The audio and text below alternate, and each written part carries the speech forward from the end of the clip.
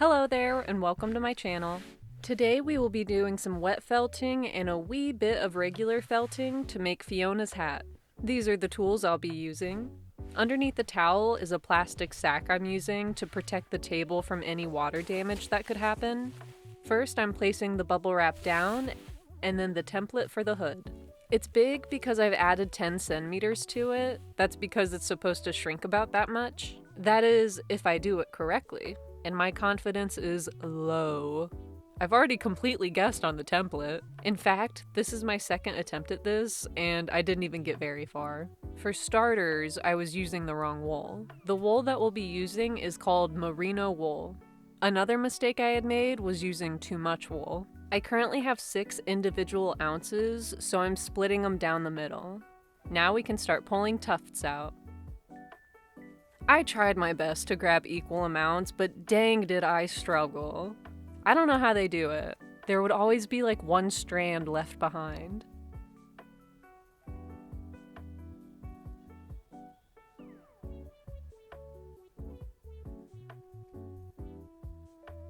Now we're going to saturate the wool to the point it loses all its fluffiness.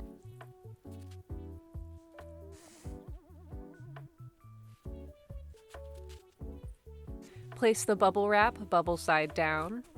This will allow me to push the water around without agitating the wool too much. It takes a surprising amount of water to get this going.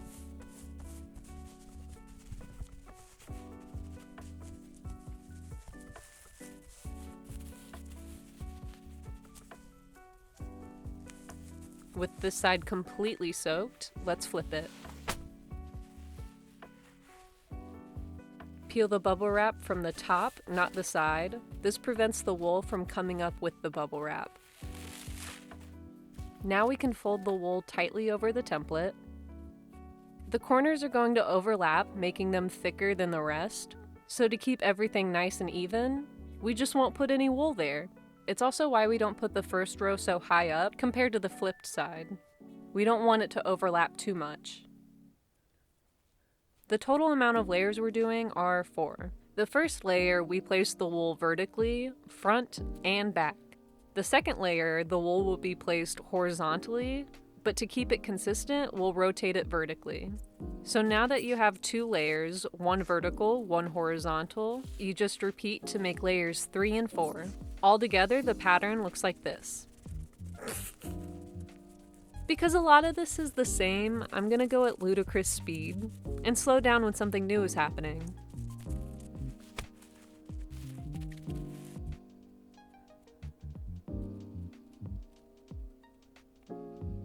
Rotate it, which is optional. We just need the wool to go in the opposite direction of the first layer.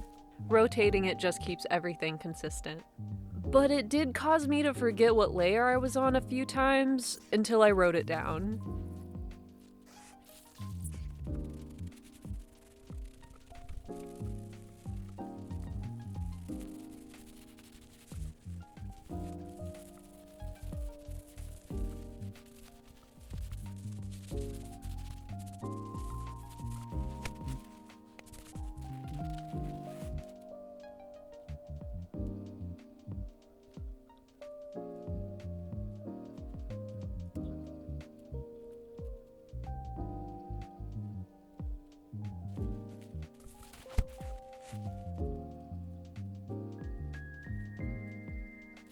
So we ran into a problem, and it's that I'm out of wool.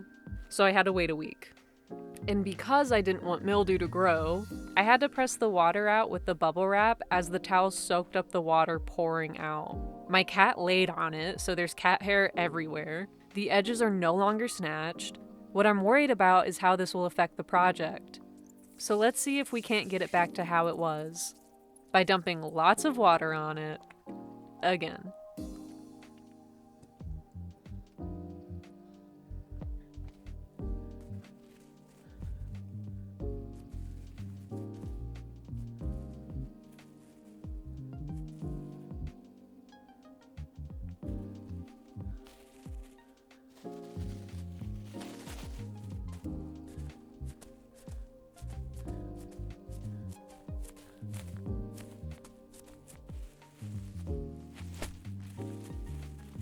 After some elbow grease, it's close enough. I can see that my worry about the edges being looser was correct, so I'm gonna fuss with it off screen. After 2 more layers, it's time to add the soap.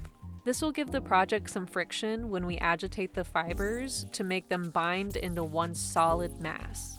Even saying it sounds crazy. Like, there are so many different needles I use for felting, but with this, you just rub. It's witchcraft, I tell ye. This is what happens if you use the wet felting block too early. I was able to fix it.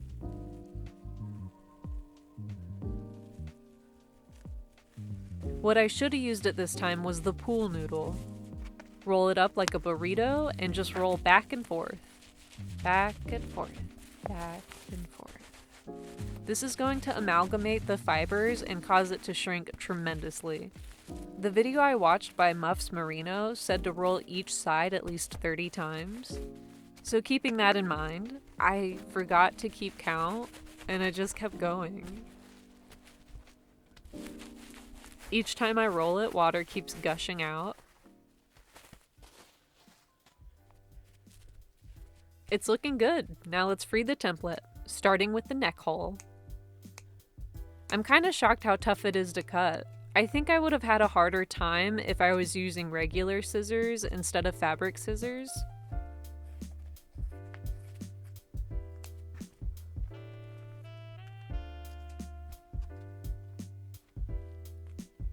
You can see how much the wool shrank by the crumpled edges of the template. And now the face hole.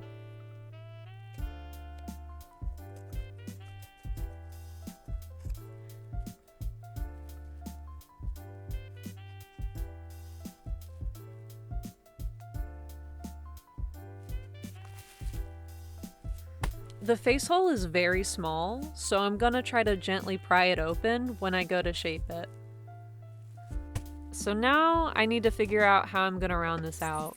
I will be the first to admit the shape of the template could have been better. I don't know how yet, I just know it could have been. This isn't just my second attempt, it's my second wet felting project ever, and it wasn't anything like this. Now I'm failing at rubbing the fabric to close off the cuts I just made. I'm gonna start by getting it into a grapple, and then I'm gonna give it a good smack down. I might even turn its insides out. And that's to say, I did, at the end. Flipping it inside out did help the corners not be as pointed, as well as hide the layer that isn't attaching.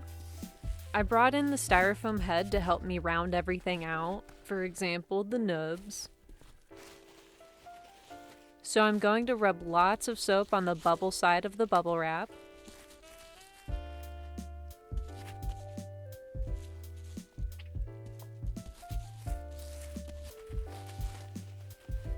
Throw some water on the hat, and let's start molding it into shape. I want to smooth out both sides of the hood at the same time to keep it even, so I'm going to use my knee to help keep it in place.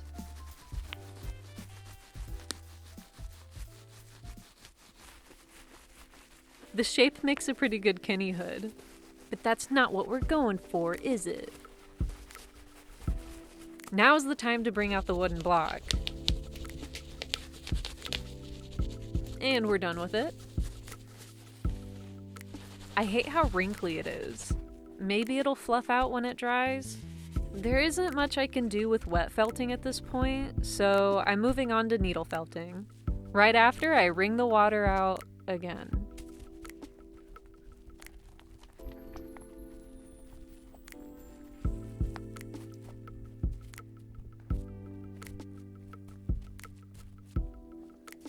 I'm shifting it around just in case wringing it out warps the shape. I'm just paranoid. This is going to take forever.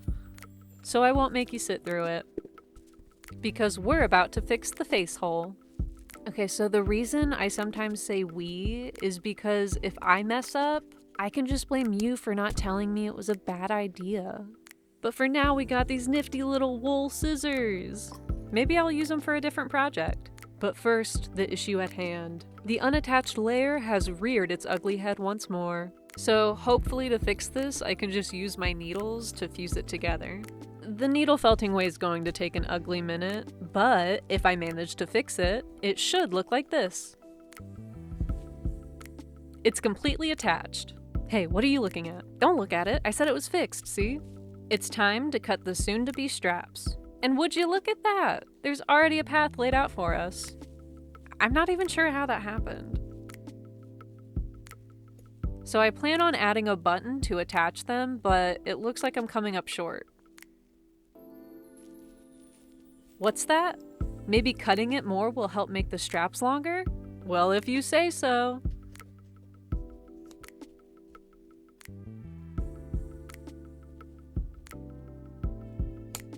Yeah. Okay, good. That didn't turn out to be a mistake. You know, maybe this might actually work. I made an extreme adjustment. So remember the wool scissors? I cut them in half and added it to make the strap longer. Then I laid some wool down to hold it in place. And that's as far as I got before thinking I should probably record this just in case something goes wrong. I have no idea how well this is going to attach. The second thing I need to do is make the hood even. So I'll cut it. But I should probably mark where I'm cutting first. The top looks great. But as soon as I flip it over, there's a steep drop off that I need to feather out somehow. But I'm glad we solved it. We didn't. In fact, I should have had the straps going at an angle. But don't worry, I found a way to fix it. But another issue that was eye-opening for me was at this point, the neck hole and face hole are very much interchangeable. And that's not good. So to solve this issue, I just marked the face hole with a dot. Easy solve, right? Because it was. Now to get these angles, I had to tighten this area up, and honestly, what I think I did was ballsy.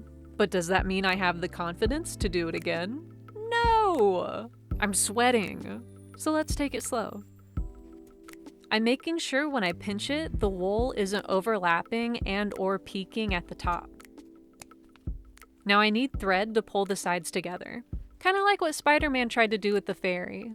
But unlike him, I don't need Iron Man's help. All I need is this poorly done stitch.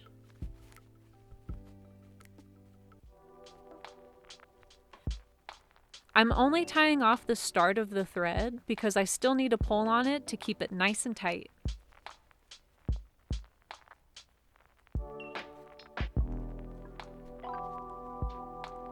The wool is going to act like glue, so let's pick the right needle to use in this situation.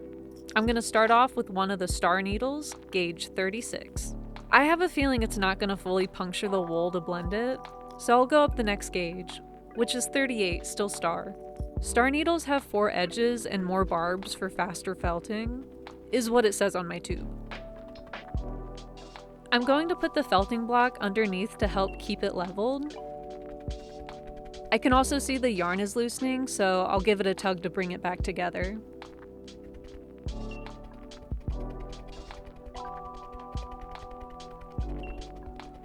I'm actually pretty proud of this upcoming transition. It's pretty slick.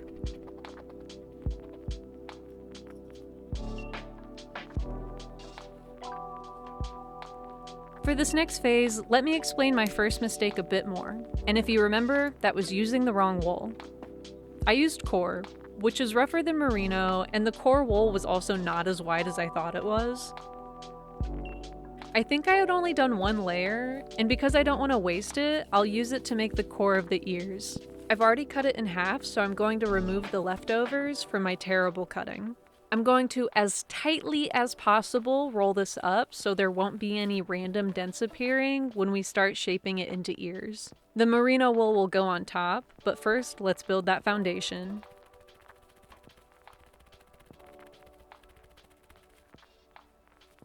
This is way too long. Dang, that spiral is nice. I'm gonna give myself some more praise. Good job! Making the ears for the hat was the least problematic part of the project. Such smooth sailing. I guess I wasn't expecting this guest to drop by, but he's been pretty good. Instead of adding the ears next, I'm gonna cut the hole for the button, which shouldn't take that long. Unless I get distracted. Look at this guy.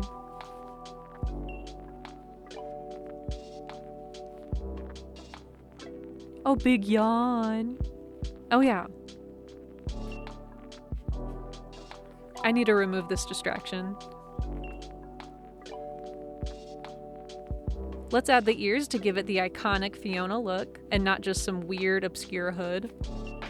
I want to make them as even as possible, so when I liked the placement, I marked it with a pin. I'm using the mannequin head as a felting block because I want the hood to keep this specific roundness. And if I use the wooden block, it would just flatten the shape of the hood. Now that the ear is on, we can add more wool to blend it all together to make it look like one big piece.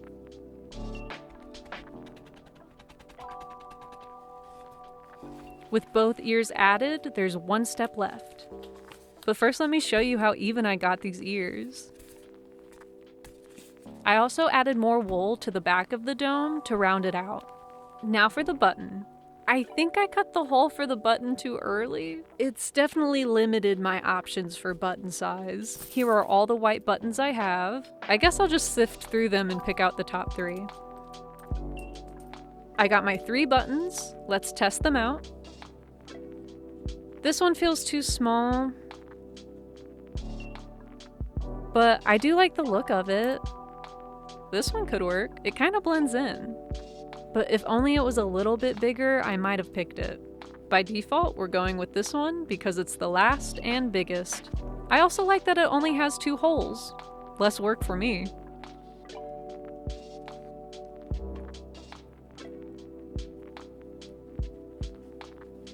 It's a little difficult to push through, but better secure than sorry.